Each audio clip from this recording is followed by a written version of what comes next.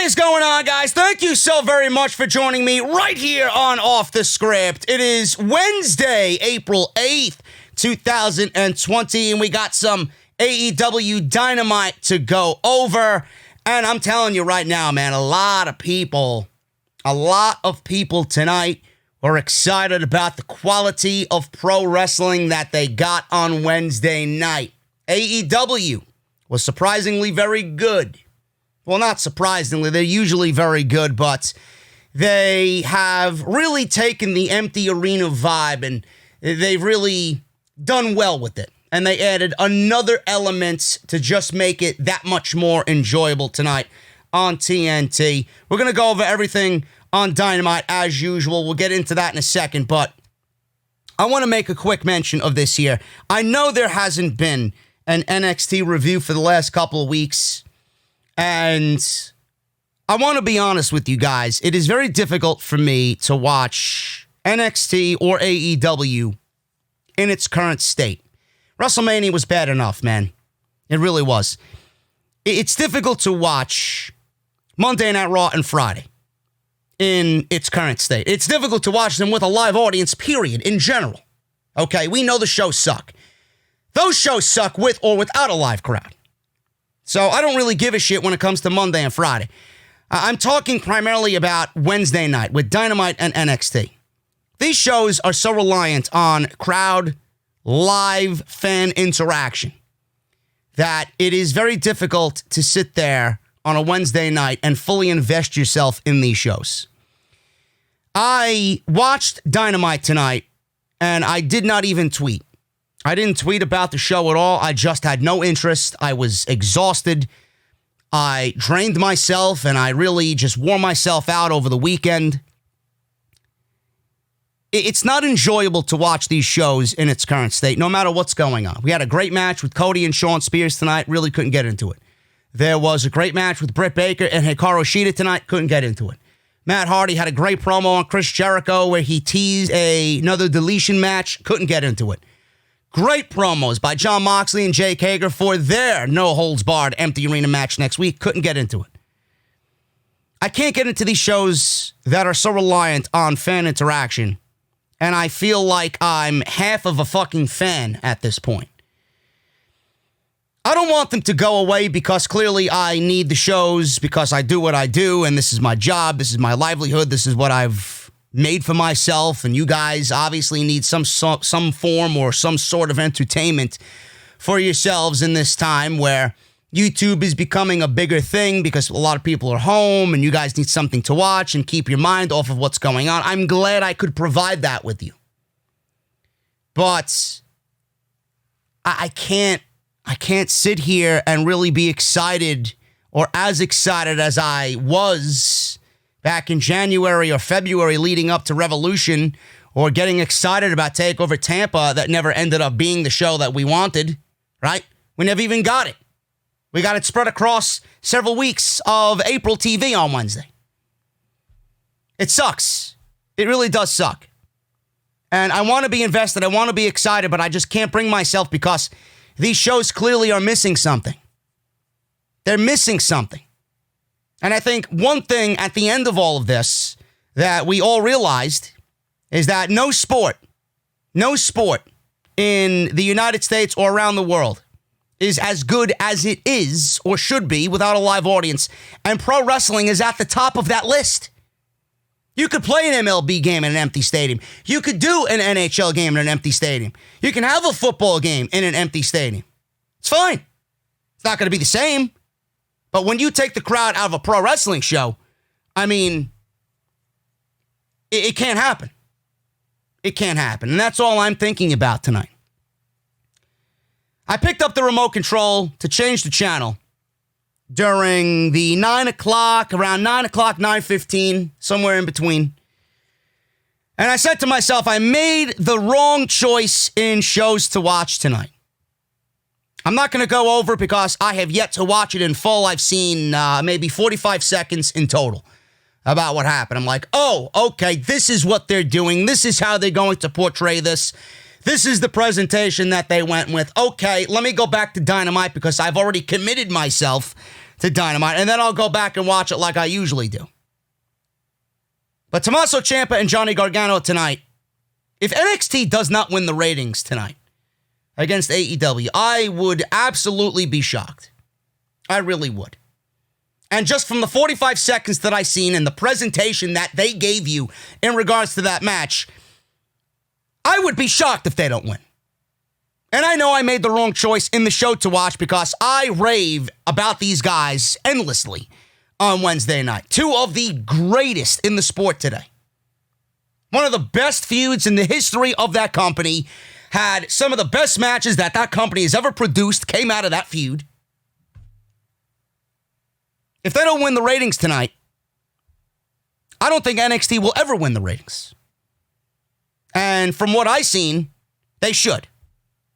They should. And I loved what they did. All I will say is, if you didn't watch it yet, I don't want to spoil it for you. It's everything, and I'm going to watch it, I'm going to do a review tomorrow.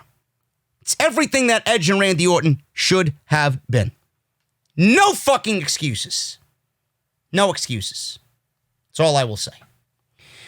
AEW Dynamite tonight, guys. We had a decent show. TNT title tournament started. Cody, Shawn Spears, first round match.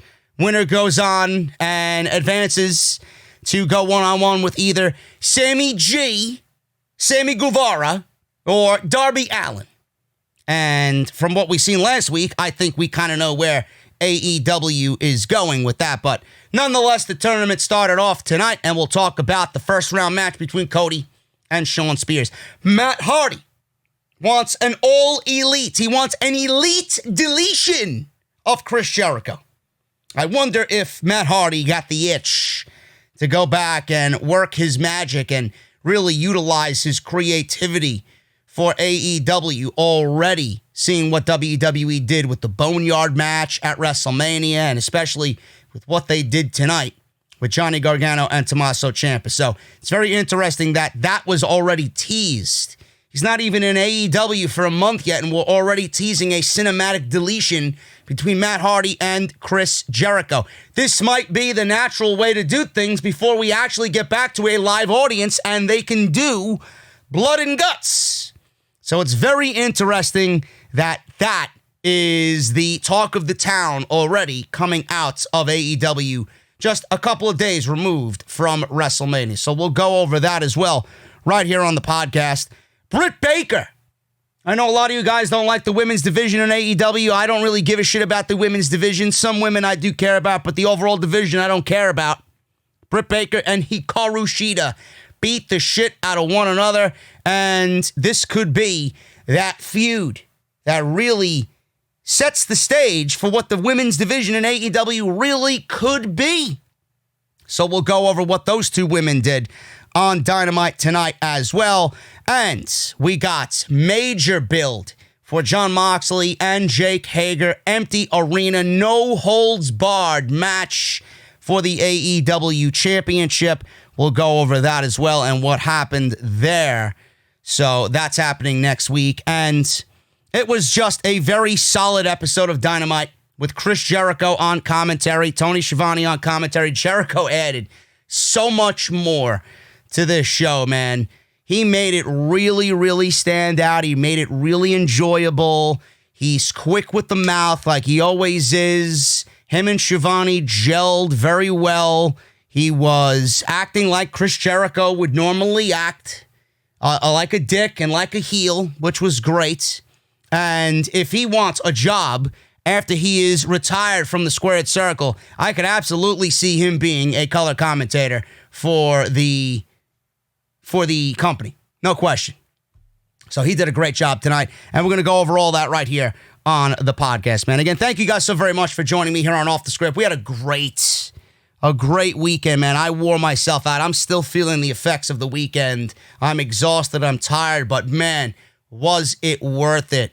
The WrestleMania coverage was unbelievable. Some of the best that the channel has ever seen, and it's thanks to you guys. Nearly 4,000 likes on each night.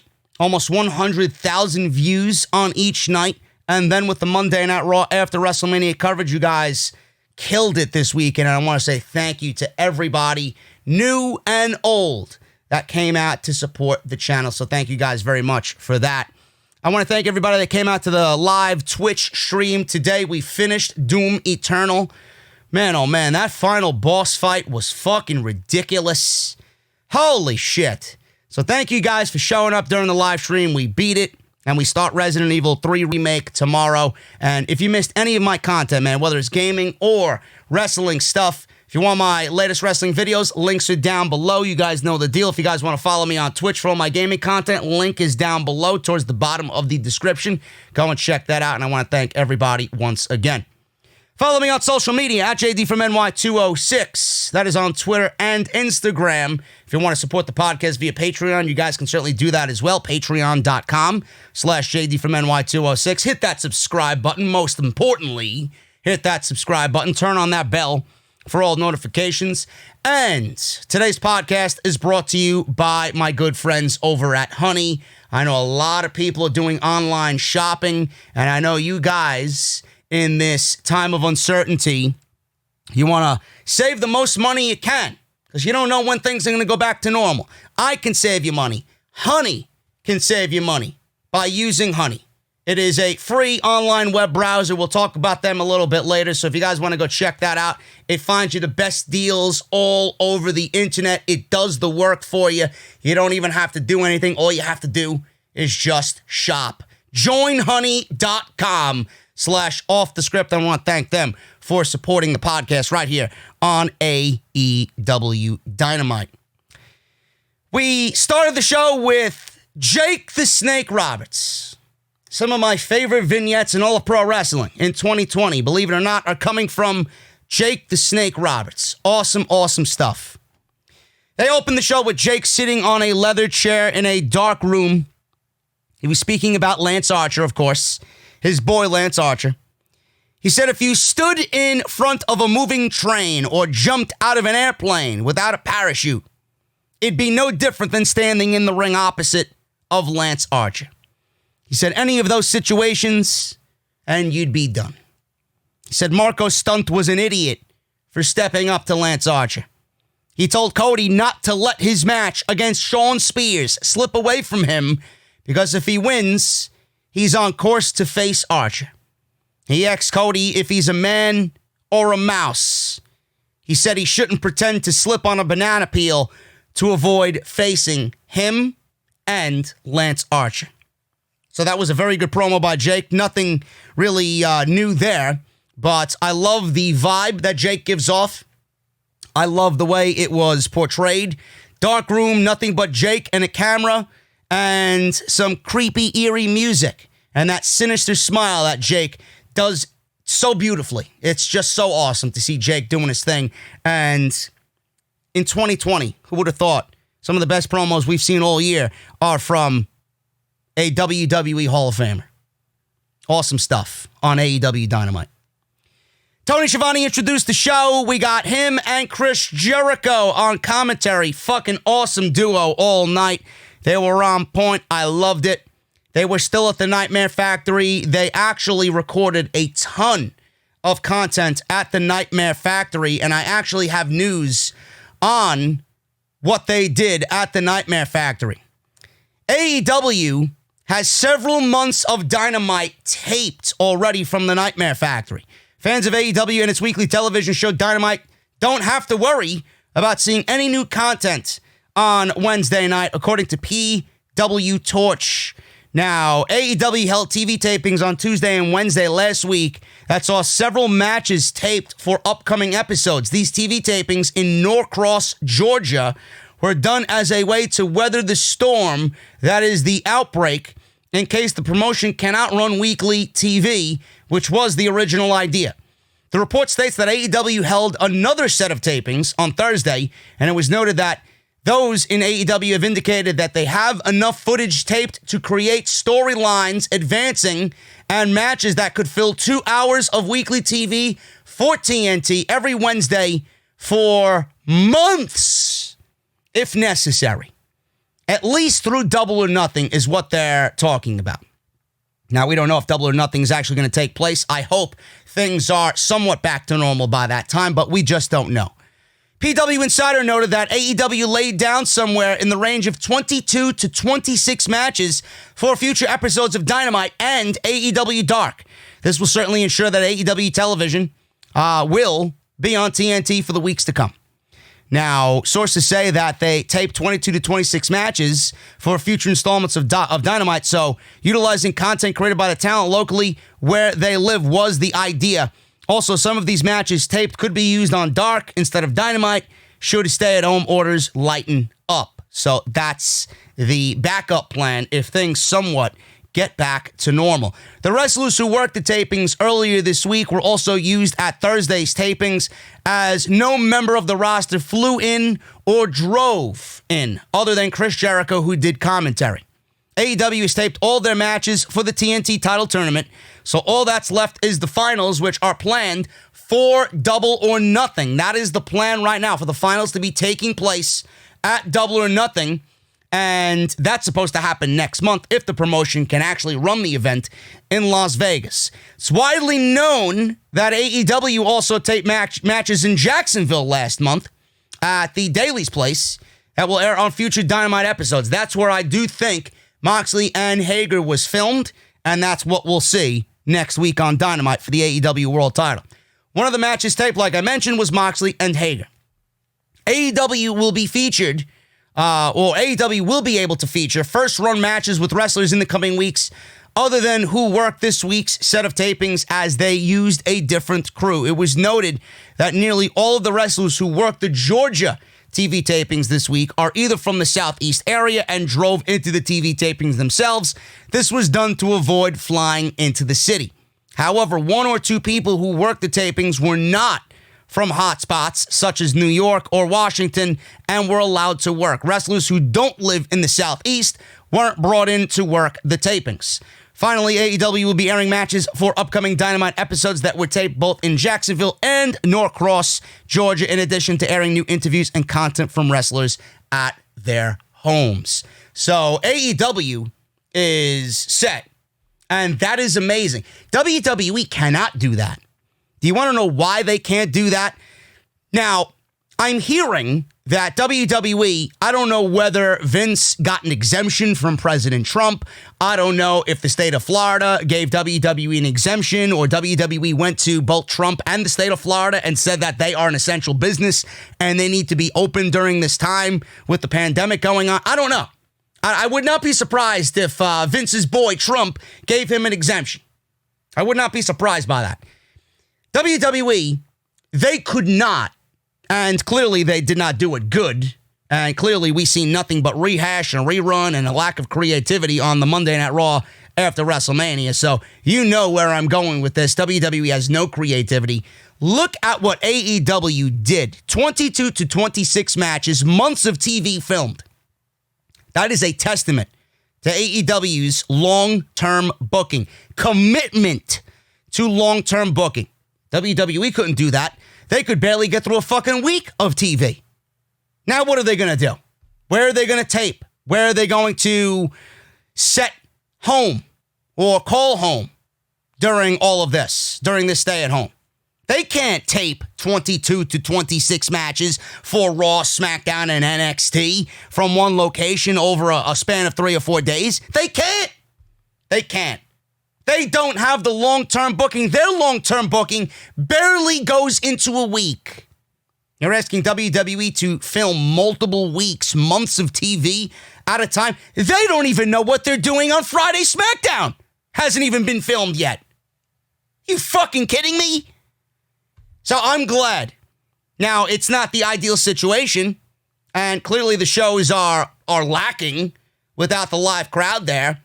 But AEW is able to do that because they have a roadmap throughout the rest of the year for stories and where they want these stories to go. That is impressive. That is very impressive. Now, AEW TV was shut down. I don't know if you guys seen last week. They were filming at Daly's Place until Jacksonville, Florida was no longer a safe place to tape. Then AEW took the show to Norcross, Georgia, and the Nightmare Factory, led by QT Marshall. It's QT Marshall's gym. They taped for 3 consecutive days and got a ton of content recorded. Dave Meltzer discussed how much content AEW was able to record as well. This is what he said on the matter. They taped Tuesday, Wednesday, and Thursday of last week. They taped tons of stuff. The TNT title tournament, at least up to the finals. I don't know that they taped the finals. Maybe they did. Maybe for backup, they probably should have. But that's supposed to be on May 23rd at Double or Nothing. They're not going to be doing any AEW tapings for a while. They are shut down for a while. Now, you know what's going to happen on May 23rd? Nobody knows. Are they going to get an empty arena? Are they going to get people to travel? Who the hell knows? The one thing about this taping is that the only people at this taping, other than Chris Jericho, who did a lot of TV announcing for Dynamite, aside from Jericho, the only people who were the ones who were there on Wednesday. So it's that crew over and over and over again. AEW did not allow anyone from California or New York City to come. Proud and Powerful were not there. The Young Bucks were not there. MJF was not there. And Marco Stunt was the only member of the Jurassic Express that was there. SCU wasn't there. I don't know if the Lucha Brothers were there or not. I don't know if Pac was there or not. AEW was running with a bare bones crew for all this content that they filmed. It's going to be interesting to see if they could actually keep up the momentum and keep up the pace with a light crew that they had. So it's going to be very interesting to see. But after that and after these tapings, I don't know where they go. Hopefully things lighten up by then. But according to Meltzer, they're done for a while. And we got to get through these set of TV tapings to see what happens. Now, with Jericho put in a superhuman effort during these tapings. PW Insider reported that Chris Jericho sat in on commentary. If you watched the show tonight, you heard him. Sat in on commentary next to Tony Schiavone during these tapings. Jericho went above and beyond yet again as he sat on commentary for hours. So Mike Johnson says Jericho put in a superhuman effort commentating over 7 to 8 hours of footage live on set. Awesome. They know that they need a hook for these shows. They know that they need to make these shows stand out. And what better way than to utilize your main man, your number one promo in that company outside of MJF. He's not there. Chris Jericho. So I think that's a brilliant idea. And if tonight was any indication about what we can expect from Chris Jericho, then I think these weeks to come are going to be just fine for Dynamite in that aspect. So that's how much Jericho, it also showed you how much Jericho is invested in the fucking company and will do anything that the company asks him to do. So look at the passion and the dedication and the love that he's got for AEW, that he would put himself in that role to make sure that he's there in hopes to make the show better. Awesome stuff there by Jericho. So that was all the news coming out of the Dynamite tapings, and we seen some of that tonight. Like I said, the show started off with Jake Roberts. Obviously, that was filmed during, I believe it might have been filmed, at Jake's home, and that was edited, post-edit. So I'm liking the fact that they got all these different elements from everywhere, and they're piecing it together and trying to give you a brand new show, a legit show every week without showing reruns. So I really find that to be admirable.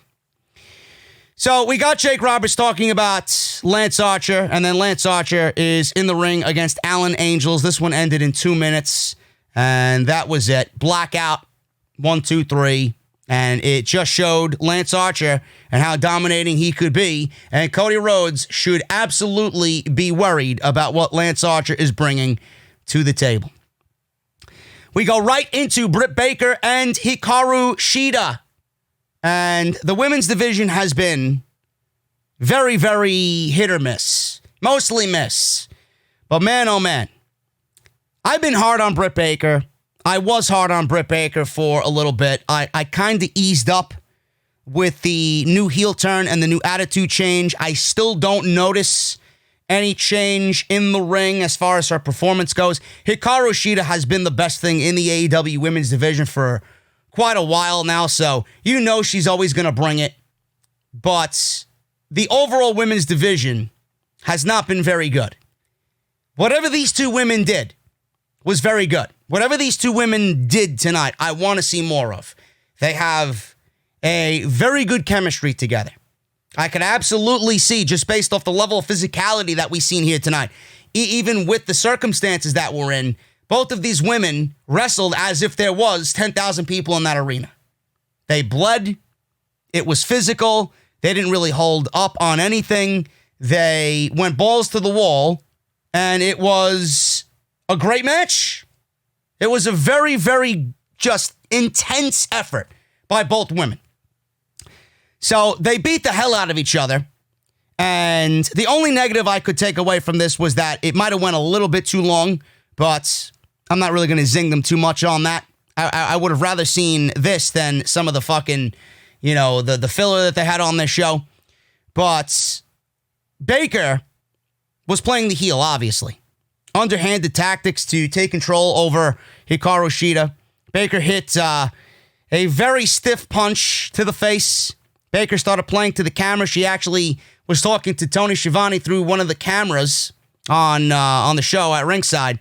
And she wanted Tony to start elaborating to everybody at home that this is her division and that she is the number one female in the division. So this allowed Shida, obviously, with Britt having her back turned to Hikaru Shida, allowed Shida to come back with an attack to the floor. Shida hit a knee lift, and they went to commercial break. Back from commercial, Shida was still in control. Baker used a quick cradle for a 2 count. Shida used a triangle choke, but Baker forced a break. Baker hit a sling blade, which, it's not good, I don't like the way Britt Baker sometimes doesn't execute her moves as if she's very comfortable doing them. Sling blade is one of them. It's like, if you're comfortable doing it and you do it well, it's just going to flow seamlessly. Britt Baker seems like she is half and half in the move, Sling blade by Britt Baker. And a double arm suplex for a near fall. Baker went for the lockjaw, but Shida forced a rope break at this point. And Baker ended up with a bloody nose. I don't know where the spot came from, or I don't know where the bloody nose came from, or what happened. Maybe it was one of those stiff strikes that Shida was throwing at Baker, and one accidentally landed a little too stiff. But Baker was just demonic in look almost. She had blood all under her nose, seeping into her teeth. It was gruesome. Gruesome stuff here. So with the bloody nose, Shida hit a Michinoku driver for a near fall. They traded cradles for a series of near falls after that. Baker hit a swinging neck breaker and a super kick for a near fall for herself. And then the finish came when Shida hit a gut buster on the top rope, followed up by a shining wizard for the 1, 2, 3. And that was it. This was awesome. I thought this was very good for both women. It is something that a lot of people are going to look at and say, you know what? Maybe they are turning that corner with the AEW women's division getting better. And if we see more of what we've seen here tonight, I think a lot of people are going to start warming up to the AEW women's division. AEW officially announces a new addition to the women's division. AEW officially announced the signing of Anna Jay. If you guys remember her from last week, she actually went one-on-one with Hikaru Shida in a losing effort, and they signed her. They made it official on their Twitter account. The signing of Anna Jay is official. She's actually a student and a product of QT Marshall's Nightmare Factory outside of Atlanta in Norcross, Georgia. So there you go. She looked pretty damn good. She was still a little rough around the edges, but she held her own in the ring against Hikaru Shida. AEW looks like they could be, like I said, making that turn around that long corner for the AEW women's division. If they continue to produce stuff like we've seen tonight with Britt Baker and Hikaru Shida, I think a lot of people will start to warm up to the AEW women's division. We've seen Kenny Omega and Michael Nakazawa. They were teaming up against the best friends, Chucky T and Trent, on tonight's show. So Kenny Omega and Michael Nakazawa were in their trailer together. He said it's been 6 or 7 years since they teamed in DDT in Japan. He said he's feeling super nostalgic. He said they need a team name. Nakazawa then suggested Best Friends. Omega said they can't take that name from Trent and Chucky because they already own the Best Friends name. Nakazawa said that they are really good friends, and Omega is an executive vice president, so he can make it happen. So Omega said he'd think about it, and then all of a sudden, Orange Cassidy stepped out of the bathroom in the trailer, overhearing everything Omega and Michael Nakazawa said. And then in walks Chucky T and Trent, who said that they heard everything Omega and Nakazawa said on the outside of the trailer. So they yelled at them for wanting to take their team name. They agreed to put the team name on the line in the match. And Omega was stressed that not only Orange Cassidy, but Chucky T and Trent were eavesdropping, and he was stressed about the overall situation. Orange Cassidy, standing there, went right back into the bathroom and closed the door behind him.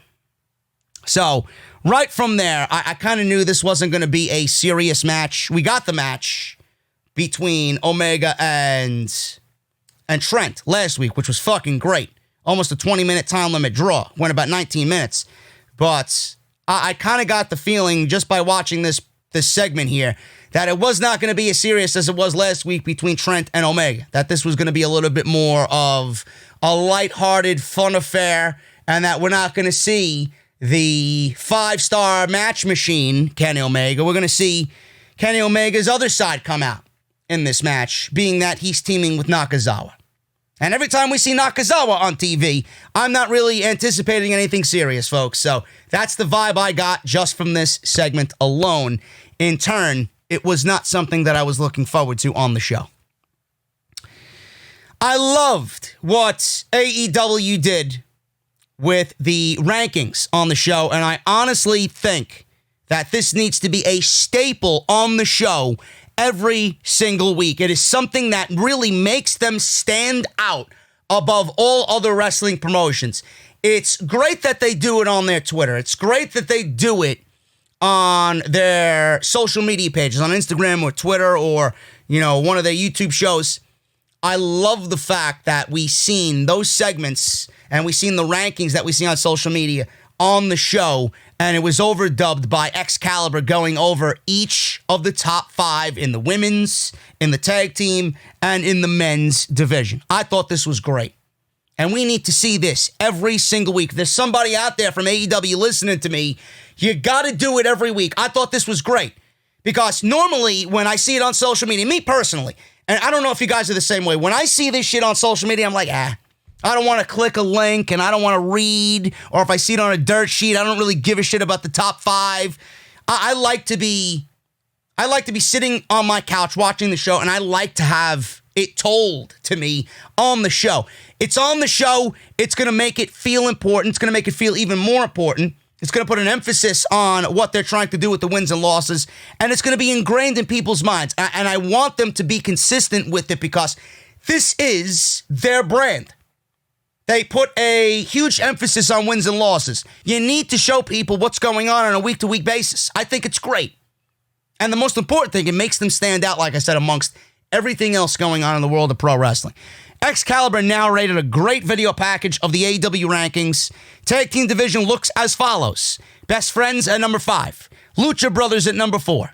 Kazarian and Scorpio Sky number 3. The Young Bucks at number 2. And the Dark Order, Evil Uno and Stu Grayson are number 1. So Brodie Lee, or Mr. Brodie is very pleased with Evil Uno and Stu Grayson at this time. Champions are still obviously Kenny Omega and Hangman Adam Page.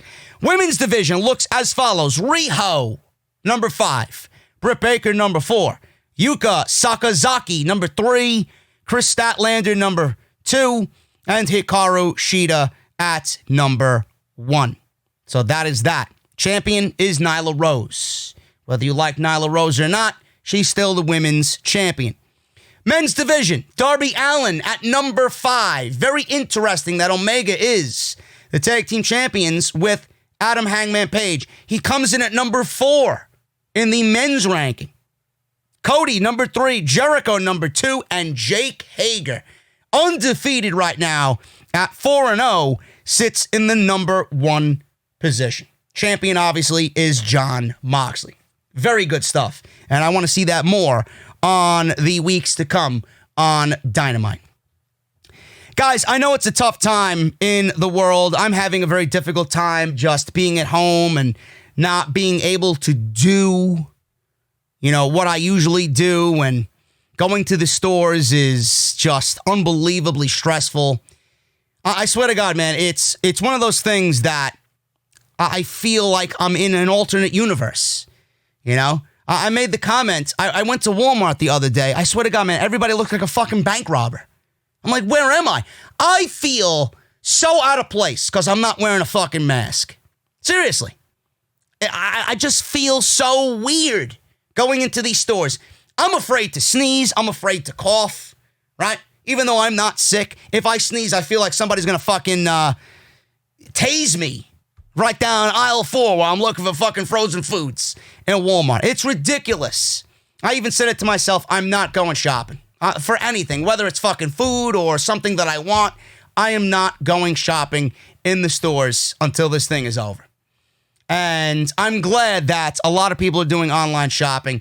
I know you guys probably prefer the online shopping deal as well. And I want to help you save some money. And I'm going to save you some money by using Honey. Did you guys know that you can make your online shopping experience better? You can with Honey. Honey is the free online shopping tool that saves you money online. Honey automatically finds the best promo codes and applies them to your cart, which makes online shopping finally feel as easy as it's supposed to be. Imagine you're shopping at one of your favorite sites: Target, Best Buy, Sephora, Macy's, eBay, Walmart, Etsy. When you check out, the little box drops down and all you have to do is click Apply Coupons. Wait a few seconds for it to scan for every promo code on the internet, and you're going to watch the prices drop.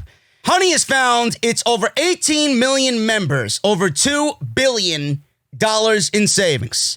And Honey supports over 30,000 stores online, and they're adding stores every day.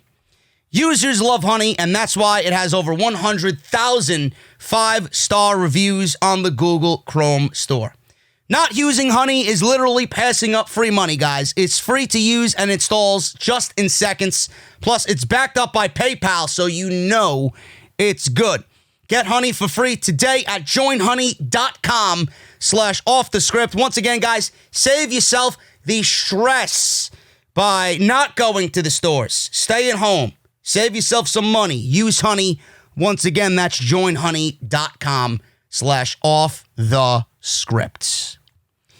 Video package aired on Jon Moxley and Jake Hager. I had a problem with the way Jake Hager was presented last week, the way he was positioned looking into the camera, and the way that he was reciting his promo.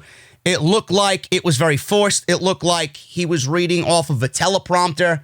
In my honest opinion, he did not articulate what he wanted to say very well. The words are the right words. The way it was presented to us was not the right way. This was so much better. It had Jake Hager in his element, training. His wife was there backing him up as a credible fucking fighter. And he was just a little bit more relaxed. He was in his environment. And that made for a much better promo with Jake Hager today. So we've seen a video package. Moxley said he's not in the business of putting smiles on people's faces. Neither is Vince McMahon or WWE. Hager said he's a prize fighter to put food on the table of people he cares about. He said he doesn't want to be champion for the love of sports, but rather because it pays more. They showed them talking from their homes and home gyms. So we got Hager in his gym with his wife and his trainer. Moxley was in his Vegas home training in his workout clothes. So this was a very real, promo segment or video package showing both guys in their element, in their own environments. Catalina, Hager's wife, said with a smile that they are winners. So if he doesn't win, he doesn't come home. Uh-oh. Hager, you better win, bro. You better win. I don't know why you won't want to come home to that. Just saying. We got Josh Rafferty, his coach, Hager's coach, said it burns inside of Jake to be the best, and this is his time. Footage aired of Moxley's title win against Jericho. Hager says he's been in fight camp since February And he was scheduled to fight in Bellator in early May. And he's ready to fight even if it wasn't supposed to happen this quickly for him. Rafferty said Jake is doing both MMA and pro wrestling at the same time, which no one else has done at a high level. Now, I don't know if Mr. Josh over here doesn't know the name of Brock Lesnar, but that was kind of stupid to just throw in there and really build Hager up on that one line alone. Give me a break. Seriously. Like Jake Hager is the only one doing the MMA and pro wrestling thing and doing it at a high level. Now, I don't know whether that's just sheer stupidity or it's a knock on Brock Lesnar. A lot of people do think that Brock Lesnar isn't competing at a high level in WWE, and he's taking the easy way out to make $10 million a year, and it's nothing but suplex, and 3-minute matches. Maybe it was a knock on Brock Lesnar at the end of the day. I don't know.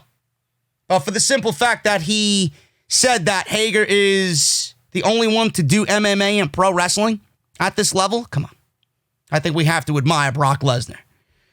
So, the narrator said Hager is still underrated in MMA and AEW and undefeated. And Moxley said he gave Hager his signature DDT that dropped him, just like it dropped everybody else in this business.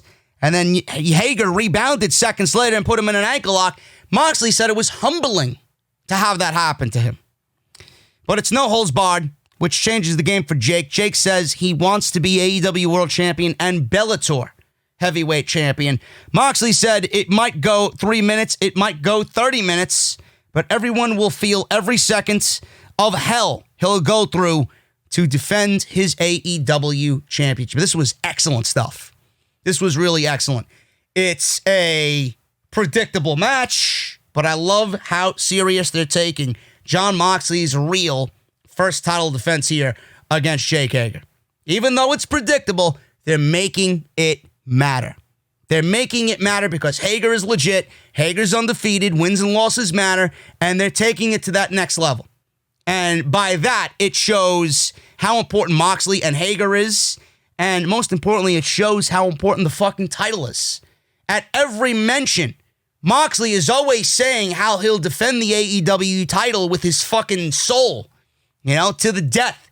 Hager wants the championship. He's just not fighting Moxley for the sake of fighting Moxley. He made it a point to say, I want the fucking world title. I want to be AEW World Champion and Bellator World Champion. That's it. Now I'm sold. I'm sold on these guys and what they want in this feud. They want the World Championship. You don't get that all the time.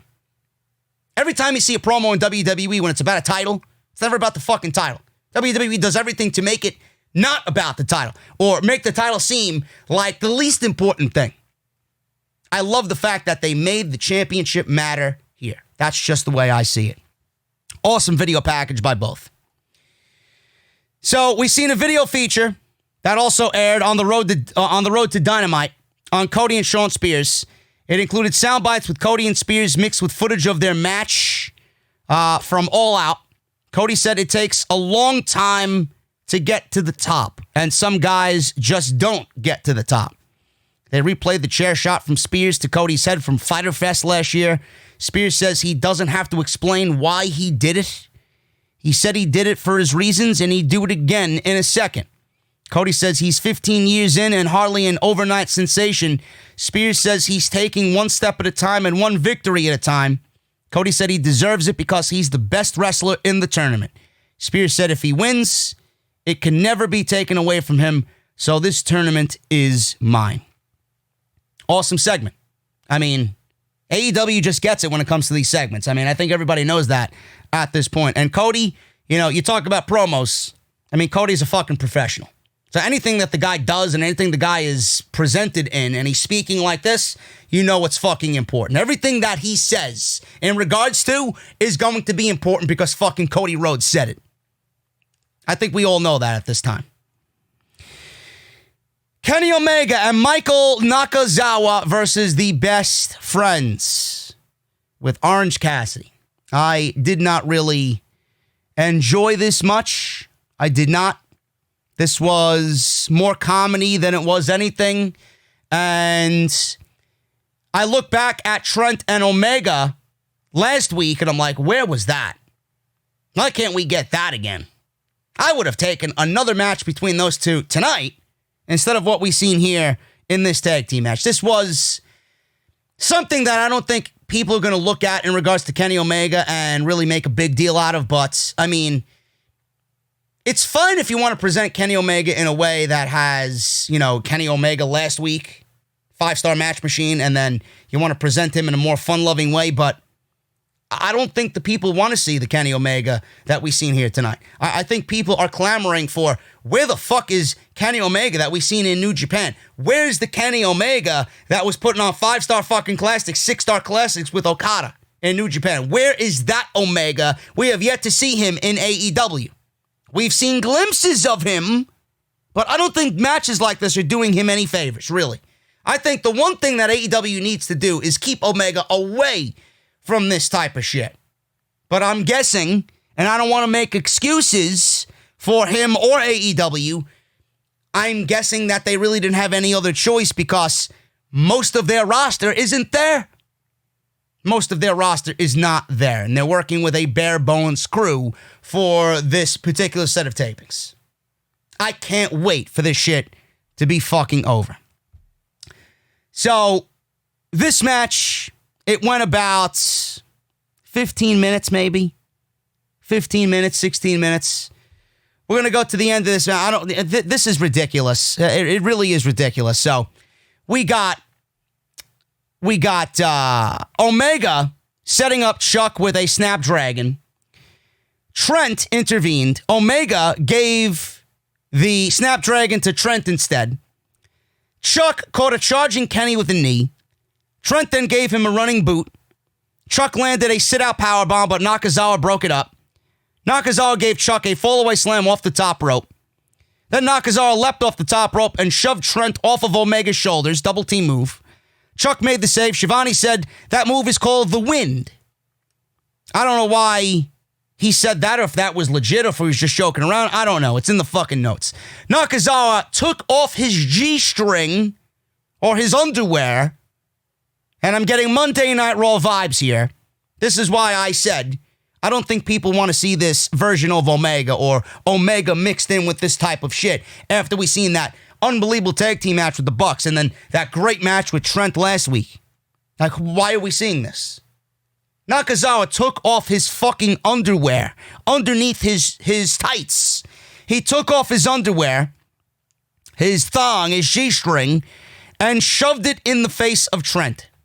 Jericho on commentary said he was gonna puke. Omega hit a V-trigger. Chuck broke up Nakazawa's cover. Jericho said he'd just submit if Nakazawa ever did that to him. Nakazawa mistakenly shoved his underwear in the face of Omega. Trent and Chuck then hit a double team move on Nakazawa, but Omega broke up the cover. Trent then gave Nakazawa a pile driver. Nakazawa kicked out. Jericho said Nakazawa is going commando. And then he said there better not be a wardrobe malfunction. That he went commando. Trent and Chuck finally finished Nakazawa off with a stuffed tombstone for the match. Shivani said that the match took a lot out of him. I think it took a lot out of anybody watching Nakazawa take off his fucking G-string. My God, man. Now, if you guys were watching this, I'd be curious to know if you changed the channel. Because at this time, Johnny Gargano and Tommaso Ciampa were on NXT.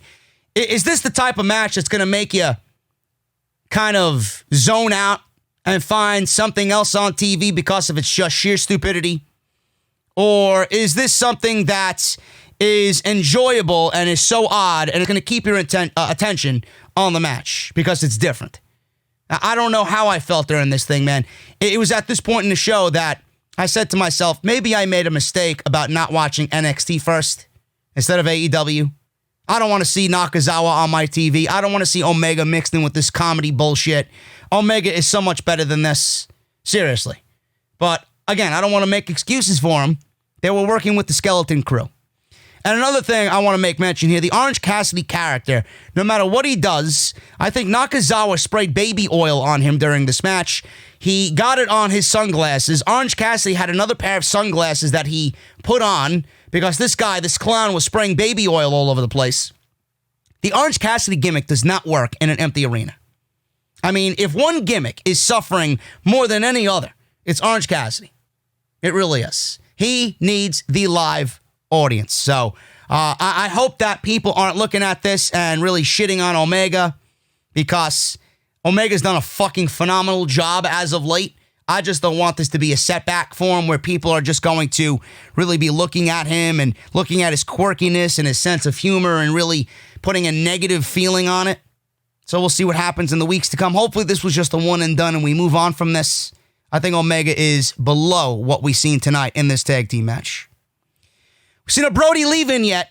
It aired and he arrived in a black Mercedes SUV. Awesome stuff there. Nice car, Mr. Brodie. He got out and a woman put his suit jacket on for him. I just envisioned Vince McMahon in this role. He walked up to three men dressed in black outfits and masks. Two of them were in jumpsuits and the other were in a suit and tie. Now, I was actually not even paying attention to what they were wearing. I was so fixated that one guy was wearing a yellow tie. One of these goons was wearing a yellow tie. And the other two guys were wearing jumpsuits. And I didn't even realize they were wearing jumpsuits. What I had my sight fixated on was the fact that they were all wrinkled. These guys wore wrinkled jumpsuits like they just rolled out of bed. And I thought Brodie Lee was mentioning the fact that they came to work as a disheveled mess, all wrinkled and whatnot. And this other guy is wearing a black shirt with a nice tie. It was a yellow tie, but he was properly dressed for the occasion. So he asked what they think the perception is of them when they walk through an airport. He told the one in the suit to come with me, whereas the other two guys were left outside the building. I have something for you. Follow me. This was the weakest of the Brodie Lee segments that we've seen. I'm not sure if this was a Vince McMahon-ism week. I could definitely see, Vince McMahon getting out of his SUV and a nice secretary take his jacket, put it on for him. And I could absolutely see Vince McMahon saying to somebody on his writing staff or one of his employees or one of his agents or producers, perception. What is the perception of you looking like this? What do you think the perception of yourself is walking through an airport while you look like this? Or walking through the office while you look like that? I could absolutely see that being Vince McMahon. So I'm wondering if this is another Vince McMahonism. I'm sure Dave Meltzer and Brian Alvarez will go over it, but this was the weakest of the Brodie Lee Dark Order segments. Some people aren't liking Brodie Lee in this role. I'm enjoying it. I don't think we're going to get the full effect of Brodie Lee until things get back to normal. They're just making do with what they got, so give it some time. I think everything right now with what we're seeing isn't really operating at full strength. So when we get back to normal, hopefully this character really kind of takes off to where they want it to be. Britt Baker was interviewed backstage. She had blood dried all over her face. She looked like a fucking mess. I don't know why anybody gave this woman TV time during this segment. She said Shida is the dirtiest player in the ring rather than a role model. She said she lost half of her blood in the ring, and she better be thankful she didn't touch my teeth, but even if she did, I could fix them myself because I'm a dentist, Britt Baker says. I thought this was fine for what it was. I like the follow-up interview. I like the fact that Britt Baker is a little bit more comfortable in her own skin. I want to see her get better. She was a number one signee in the women's division, for Christ's sakes. So I hope that we are finally getting some return on investment here with Britt Baker. So we'll see what happens. Another shorter video package hyping Moxley Hager. Hager said next week fans can expect to see Moxley get hit harder than he has ever been hit in his career, and he'll be the new AEW champion. Moxley said fans will see next week what it's like when those two walk down a dark alley. No roar of the crowd, no support. It's just me and Jake Hager. Hager said AEW would be better off with him as champion because of his legitimacy, what he's done, and who he is. Moxley was looking into the camera and he said, Hager, I am going to fuck you up. Awesome stuff. More good stuff there by Moxley and Hager. And I loved that last line where he said, Hager, I'm going to fuck you up. Awesome stuff.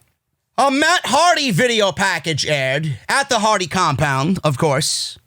And he welcomed everybody into the compound. He started taking a shot at Chris Jericho, sitting in a hot tub last week before he released the hounds, sitting in a hot tub as he wore black leather pants, and he accused Guevara, obviously he was talking about the internal circle, the circle that is internal, he said, quote for quote.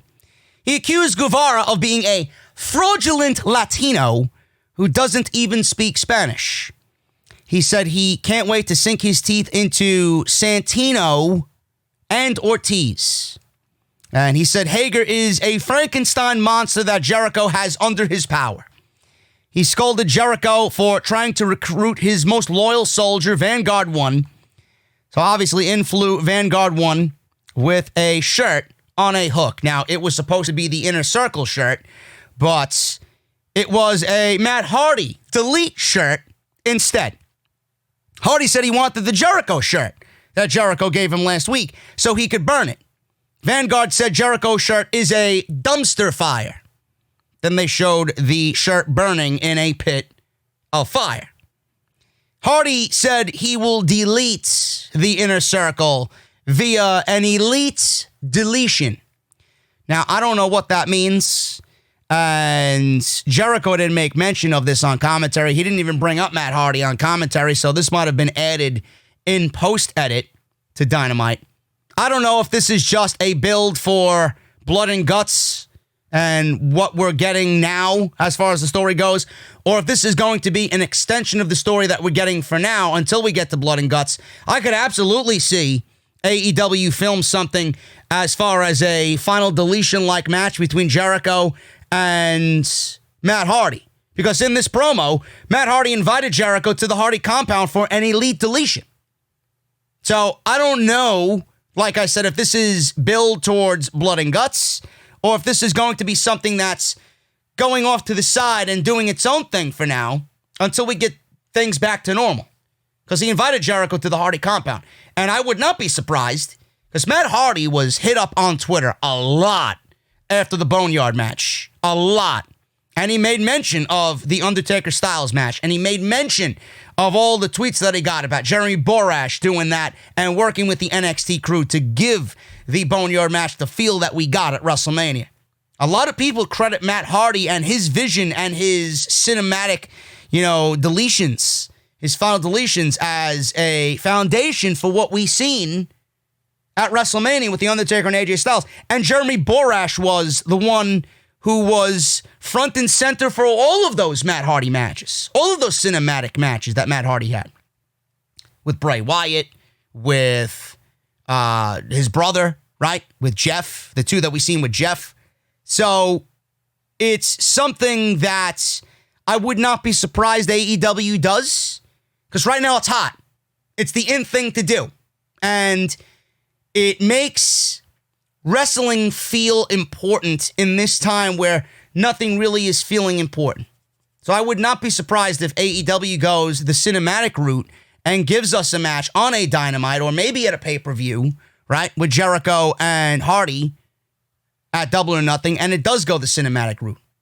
So we'll see what happens, and I would not be surprised. I'm actually looking forward to it. I think they could absolutely kill a cinematic match just with their charisma and their personalities and what Matt Hardy has been just sitting on for all these years.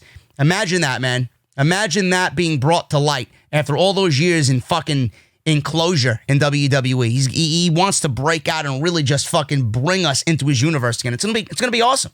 Really is gonna be awesome. Brodie Lee in action against Lee Johnson, 2 minutes, discus lariat, and that was pretty much it. Brodie Lee wins just to give him a win under his belt and get Brodie Lee on TV so you don't forget that he's the exalted one and the leader of the Dark Order. And then in the main event, we got the chairman, Shawn Spears, versus Cody Rhodes. This is the first round of the TNT title tournament. And this was actually a very good match. I would have loved to see this match with a live crowd. This was better than their all-out match, I thought. I really thought this was better than their all-out match. Just in the ring-wise. Obviously, you can't really gauge because there's no fucking audience, whereas the all-out match was just on fire with the live audience. But as far as what they did in the ring, I thought this was better than what they did at All Out. So Cody with Brodie against Shawn Spears, first round match of the TNT title tournament. Winner of this goes on to face either Sammy G or Darby Allin. Cody came out, used a cutter for a near fall. Cody used a variety of holds, got some quick covers on Shawn Spears for a couple of 2 counts. Cody made a point of covering chest to chest and not hooking legs. And this was something he brought up on commentary last week. I'm not sure what's going on as far as that goes, but it was in my notes from last week to this week, so just wanted to throw that out there. And the difference between Cody and Jericho on commentary is Cody sounded a little boring compared to Jericho on commentary. Jericho did such a great job that I could see why they chose him for the next several weeks of Dynamite on TNT. Cody missed a moonsault, which allowed Spears to take over before the first commercial break. Spears hit a suplex on the barricade on the outside. He beat down Cody around the ringside area. Spears missed a springboard frog splash. Cody got the knees up in the ring. Cody started to make a comeback with his weight belt. Cody missed a disaster kick. Spears hit a spine buster for a 2 count before the second commercial break. Spears pulled a table from underneath the ring. Cody nailed him with a suicide dive. Spears hit a double underhook suplex.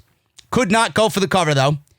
Then we got Brodie on the ring apron. Table set up down below.